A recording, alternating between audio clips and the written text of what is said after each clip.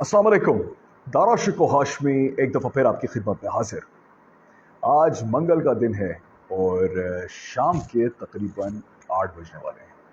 अभी रूमी का एक कोट मेरी नज़र से गुजरा तो कुछ ख्यालात मेरे जहन में आए, तो मैंने सोचा आप लोगों के साथ तबादला ख्याल किया जाए। रूमी ने एक बड़ी खूबसूरत बात की। उसने कहा, जिसका मफहूम ऐसा है कि अगर तुझे इश्क नहीं हो सकता या तुझे कोई भी सबक याद नहीं हो सकता।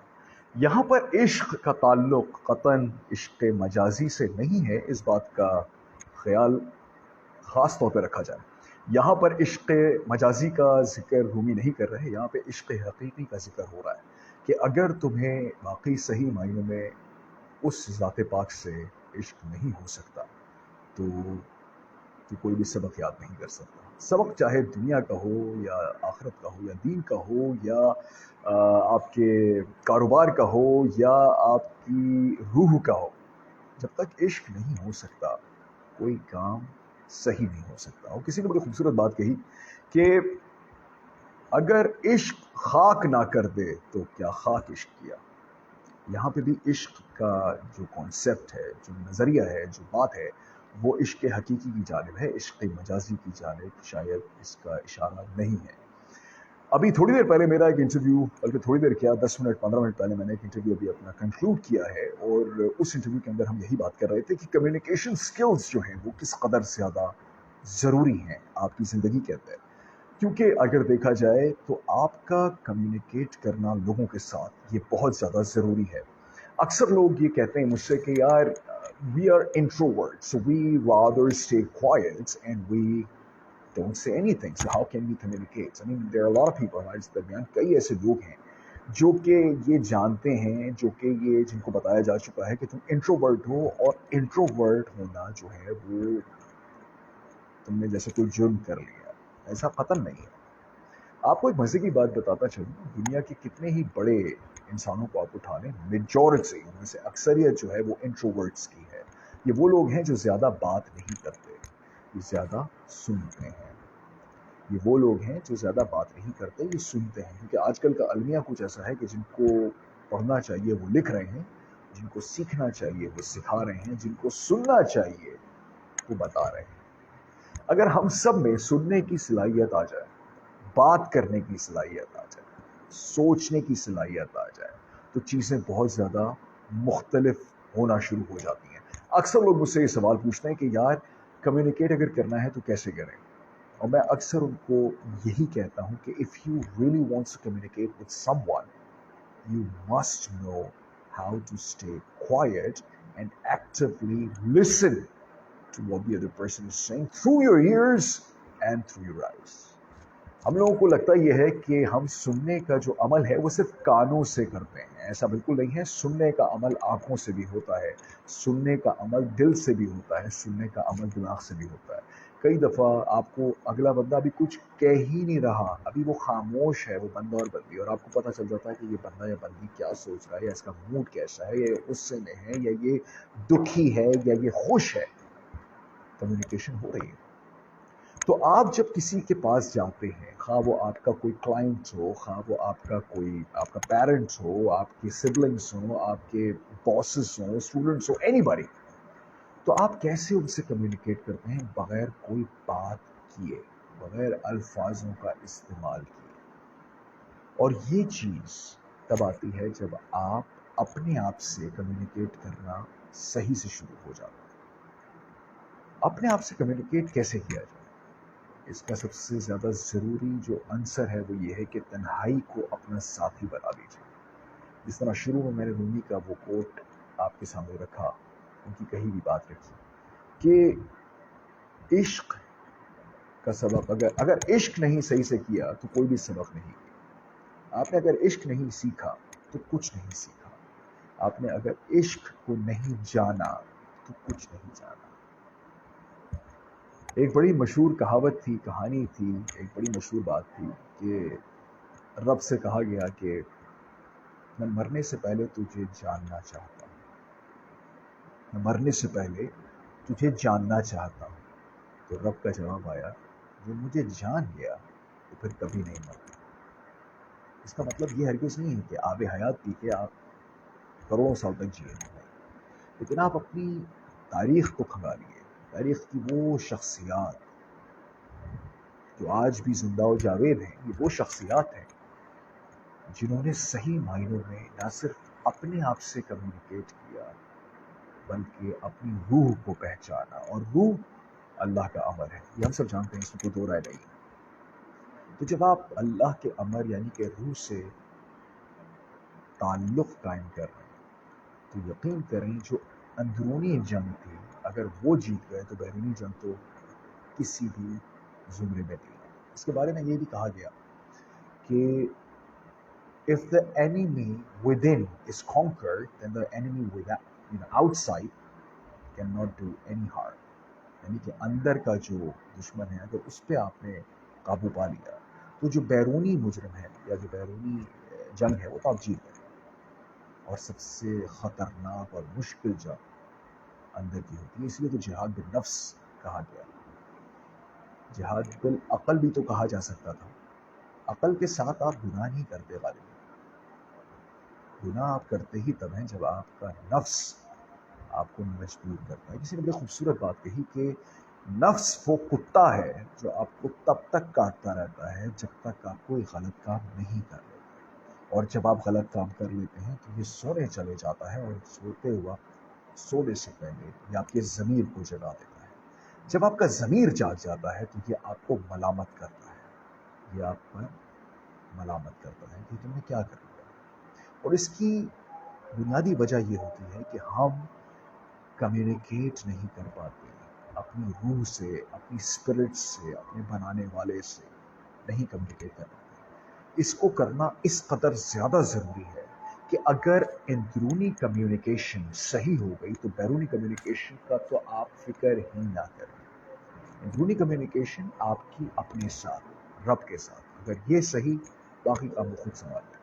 ہمارے یہاں مسئلہ یہ ہے کہ ہم خدا بننے کی جستجو میں پتہ نہیں کیا کچھ کر بیٹھتے ہیں، جس کے بعد ہمیں ڈپریشن، فرسٹریشن، انزائٹی سب کچھ شروع ہو جاتا ہے۔ میرے پاس بہت کیسز آتے ہیں ایسے، کیونکہ میں خود ایک زمانے میں ایک ایسا کیس تھا، میڈیکل ہسٹری ہے میری ایسی، تو میں کنیکٹ کر پاتا ہوں۔ مجھے جب میں وہ اپنا وہ دور کھنگالتا ہوں تو مجھے نظر آتا ہے کہ میں ہر چیز اپنے ہاتھ میں لینے کی کوشش کر رہا تھا، میں ناخدا بن بیٹھا تھا، میں سمجھتا تھا کہ سارے فیصلے میں کروں گا، میں اپنی زندگی کا مالک ہوں۔ ارے میں تو کسی بھی چیز کا مالک نہیں ہوں۔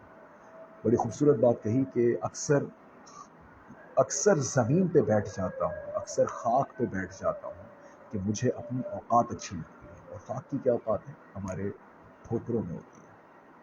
تو the moment I started to say کہ I'm nothing, he's the only one who's going to take care of everything, believe me, it liberates me، اسے مجھے آزاد کر دیا ہر چیز سے۔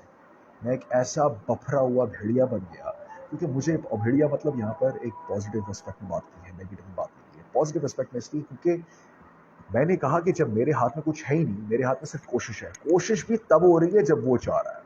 ہم تو یہ کہہ رہے ہوتے ہیں نا کہ یہ کر لیا میں نے، اب باقی میں اللہ پہ چھوڑ رہا ہوں۔ میرا تو یہ خیال ہے کہ یہ کہنا بھی صحیح نہیں ہے، باقی اللہ پہ کیا چھوڑ رہا ہوں بھائی، سب کچھ اللہ پہ چھوڑ رہا ہوں، A to Z he is going to take care of me۔ The moment when I started the business I was in a really difficult times. I still am لیکن at that time I wasn't communicating with myself۔ اس وقت میں again ساری چیزیں اپنے ہاتھ میں لینے کی کوشش کر رہا تھا۔ آج مجھے کوئی فکر نہیں ہوتی، کیوں؟ کیونکہ وہ دوست، اس کو میں دوست کہتا ہوں، وہ بیٹھا ہوا اسے سب کچھ صحیح کر دیتا، سب کچھ، اور اگر صحیح نہیں ہوا تو ہو جائے گا۔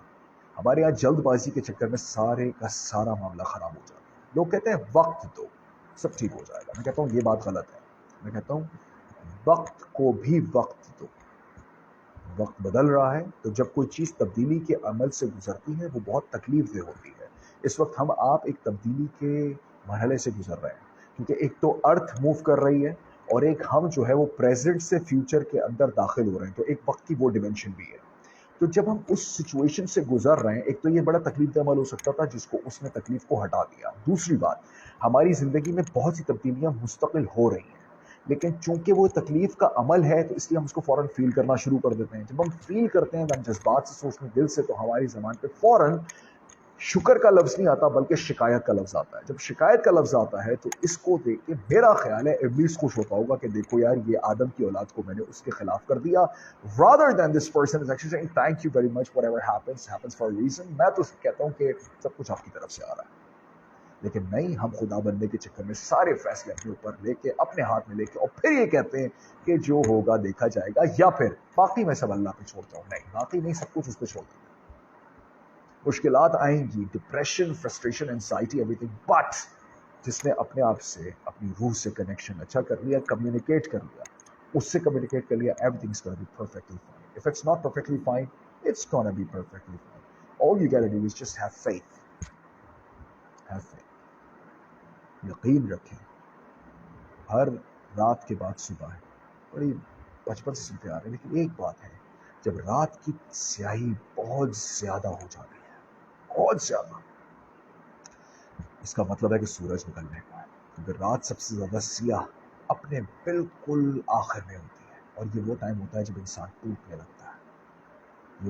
ये वो टाइम होता है जिस वक्त इंसान में डिस्टर्बेंस, डिस्टॉर्शन पैदा होनी शुरू हो जाती है. वो भूलना शुरू हो जाता है. वो कहता है यार रात 12 बजे, फॉर एग्जाम्पल 12 बजे से रात शुरू हुई है, 5 बजे तक पहुंच गई है, 5:15 पे सूरज निकलना है, लेकिन वो 5 घंटे का दौरानिया उसको ये बावर करा देता है कि यार ज़िंदगी में 5 या 20 साल, 25 साल, 30 साल तबाही हो गई, मैं तो मज़ीद कोई नहीं कर सकता, मेरी तो किस्मत ही ख़राब है.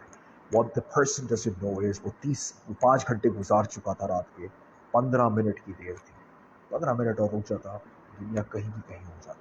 लेकिन चूंकि जल्दी का काम था, फ़ौरन चाहिए था, आसपास के लोगों ने भी कहना शुरू कर दिया था कि हाँ ये तो होता है, मसले आते हैं, किस्मत ख़राब है, सदका खैरात लो, पुप्पो ने नज़र लगा दी, खाला ने ये कह दिया. No, it's all good crap. अरे वही बता, नज़र तक की बात तो ठीक है, लेकिन आपका अगर यकीन उस ज़ात पे है तो फिर वो कहते हैं रिस्क का वादा उसने किया है तो रिस्क कैसा. रिस्क का वादा अगर उसने किया है तो फिर रिस्क कैसा यार. तो हैव फेथ. कम्युनिकेट कीजिए अपने आप से, बात कीजिए अपने आप से, बोले नहीं अपने आप से, बात कीजिए.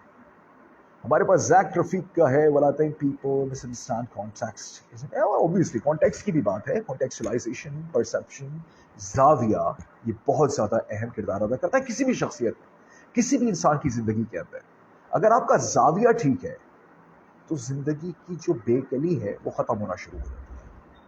और जाविया ठीक करने में दोस्तों जिंदगी गुजर जाती है. और जब तक जाविया ठीक होता है जिंदगी का अख्तिताम हो जाता है. तो इससे पहले कि जिंदगी का अख्तिताम हो, हमें अपना जाविया सही कर लेना चाहिए.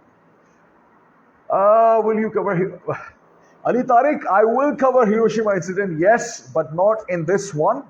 कल वाली क्लिप के अंदर मैं इंशाल्लाह हिरोशिमा इंसिडेंट के ऊपर जरूर बात करूंगा. अली प्लीज मुझे रिमाइंड करा दीजिएगा.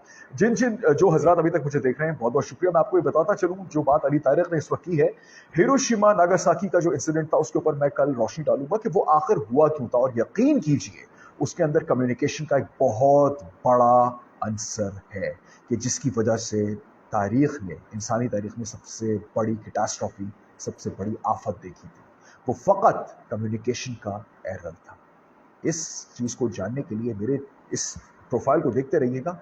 नेक्स्ट सेशन जो मैं करूंगा उसके अंदर मैं बात करूंगा कि हिरोशिमा नागासाकी के ऊपर जो बम गिराया था वो कम्युनिकेशन का क्या एरर था जिसकी वजह से इतना बड़ा नुकसान हुआ. ठीक है जी. तो जैसा कि मैं हमेशा कहता हूं, thank you very much for all those who are listening to me live. बहुत बहुत शुक्रिया आपका. आप लोग दारा शिको हाशमी का लाइव टेलीकास्ट देख रहे हैं फेसबुक के ऊपर. वो लोग जो इस वक्त मुझे रिकॉर्डेड देख रहे हैं उनका तो बहुत ही ज़्यादा शुक्रिया. और शुक्रिया इस बात का कि आप लोग टाइम निकालते हैं, मेरी बात सुनते हैं और इतने सारे कमेंट्स तो नहीं करते लेकिन इतने सारे इनबॉक्सेस मेरे पास आ जाते हैं, तो उसके लिए बहुत बहुत शुक्रिया. अगर आप चाहते हैं कि मैं आपको ट्रेन करने की जिसारत करूं, कोशिश करूं, और आप चाहते हैं कि आपकी communication skill in front of the camera और बिहाइंड द कैमरा बेहतर हो जाए, तो आप मुझसे ज़रूर कॉन्टैक्ट कर सकते हैं थ्रू इनबॉक्स. और मेरा नंबर भी, well it's all over the place. I still can tell you my number is 0314-257-0078. 0314-257-0078. इसी के साथ दारा शिको हाशमी आपसे इजाज़त चाहता है, इस उम्मीद पे कि आप अपना बहुत ख्याल रखेंगे, मुझे अपनी खास दुआ में याद रखेंगे. अपना ख्याल रखिएगा. अगले एपिसोड तक के लिए इजाज़त दीजिए. अल्लाह हाफिज़.